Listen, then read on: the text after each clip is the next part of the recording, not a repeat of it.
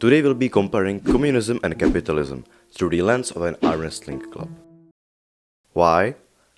Well, because it's the only way I can understand politics without falling asleep. Like and subscribe so I can continue poisoning the minds of innocent viewers with this kind of nonsense.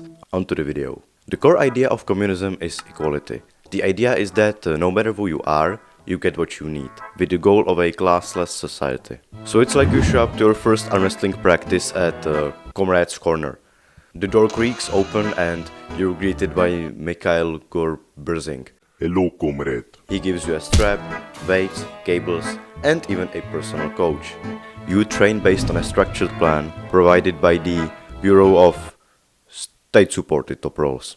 Everyone's on the same plan, same hours, same training, same progress, and you think to yourself, wow, this is amazing, we're all getting better, we all have what we need. But one day you stay a bit longer because you ate too much spam and return to see Denis Sitalin getting a private late night session for free. You ask around and it turns out Denis is son of a high-ranking member of the bureau. You think, oh, that's weird, but say nothing, because at Comrade's Corner, everyone is equal, unless your family runs equality. If you crave true equality, sign up for Comrade's Corner, the only state-approved arm wrestling facility where your performance is irrelevant and morale is everything. Here at Comrade's Corner, we believe in fairness. Same warm-up, same coach, same chalk, same recycled playlist from 1984. Your PR doesn't matter. Your dreams don't matter. Only unity and shoulder integrity. Unless your uncle's in the bureau, in which case congratulations on your private coaching, adjustable table and mandatory applause. Comrade's Corner, where everyone is equal until they're not. Now capitalism offers freedom and equal opportunity. Anyone can succeed, but only if they work hard, or they are talented, or they are simply born into a better family. So it's like you walk into Freedom Arms, owned by Elon Musk. Elon greets you and gives you a single 20-kilo plate and a strap. And your gear upgrades based on your performance. You improve fast, you get bands, cables, if you're lucky maybe even your own table. Improve slow, and you get a stern look and nothing else. Then one day, Todd Hutchinberg Jr. walks in, already with elite equipment, and you ask yourself, well, that's weird, why does he have it? Well, because his father is an elite arm wrestler. You're not a fan of that, but what can you do about it? Also in the corner there's Rice Guy, training with a literal bucket of rice, currently doing pull-ups on a door frame. So in communism, it's equal, unless you are actually the one who controls what's equal and what isn't. In capitalism, it's pretty much fair, but some people simply start off better. Come to Freedom Arms, the only gym where your success is entirely up to you.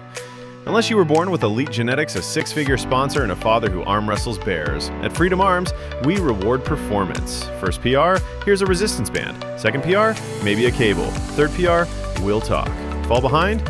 You get downgraded to rice bucket training and a motivational slap from Delon Lusk himself. Our motto, earn everything, complain nothing, lose quietly. And remember, no coaches, no guarantees, just overpriced supplements and the crushing weight of personal responsibility. Freedom Arms, where you're free to succeed or completely collapse in front of everyone. So here we talked about the core ideas. Now let's move on to economy. The Soviet Union ran on 5-year plans. The government decided years ahead what people would need. In theory, it's smart planning. In practice, one day you're training at Comrade's Corner and you notice something strange. There are 200 straps just laying in the corner unused and only one table with 15 guys in line. You ask Gorberzing, why is there only one table? And he replies, 5 years the bureau predicted no one would want tables anymore. But clearly you can see there's like 15 guys waiting in line, everyone wants to use it, can we just get another one? And he says, this is the plan, stop questioning it, stop asking dangerous questions. In capitalism there is no 5-year plan. You try stuff. If it works, you scale up. If it fails, you cry. Delon gives you an overview of how he trains and he advises you to do that as well. So you start training with his method. It doesn't work for you. So you try Louis Sage's method, doesn't work.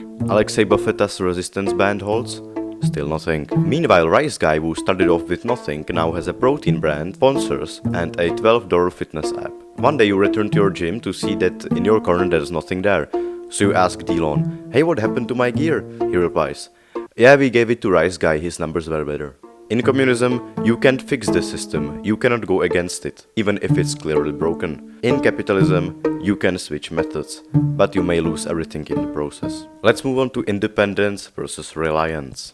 In communism, trying to go independent is suspicious. Everything must run through the bureau. So it's like one day you start getting angry that there's still only one table and 15 guys waiting in line.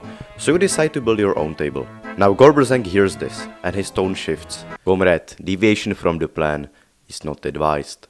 The next day, your handle is missing, your table is missing as well, and you get transferred to Siberia. In capitalism, starting your own thing is encouraged, but no one's going to help you, and the failure rate is impressive. So it's like you leave Freedom Arms to start your own club. You take a loan, order 3 tables, and in the first week of operation, one new member shows up. So you think, okay, it's working, that's good. And in the second week, Delon opens a second club next door with LED lights, influencers, and pronation training plans.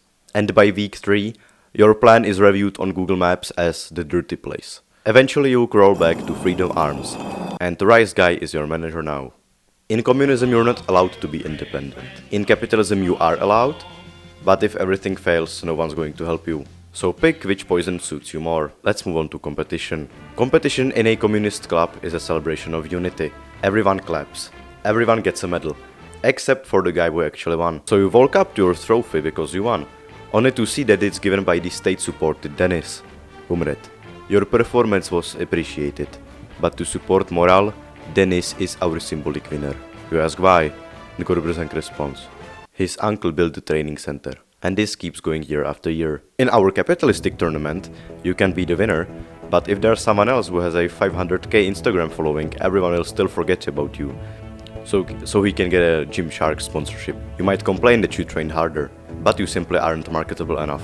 In communism, the best lifters are ignored if they're not supported by the state. In capitalism, the best are ignored if they're not marketable enough. So what's the takeaway? Communism gives you structure, but no reward unless you obey. You get the opposite of a reward. Capitalism gives you opportunity, but you have to be strong, clever, or lucky. Maybe the real solution is a combination of both. Freedom to chase goal, without risking starvation when your pronator cracks. Anyway, this was my political commentary. I don't know why I thought about this idea. Next week I'll go back screaming into the camera about who knows what, but I hope you will enjoy.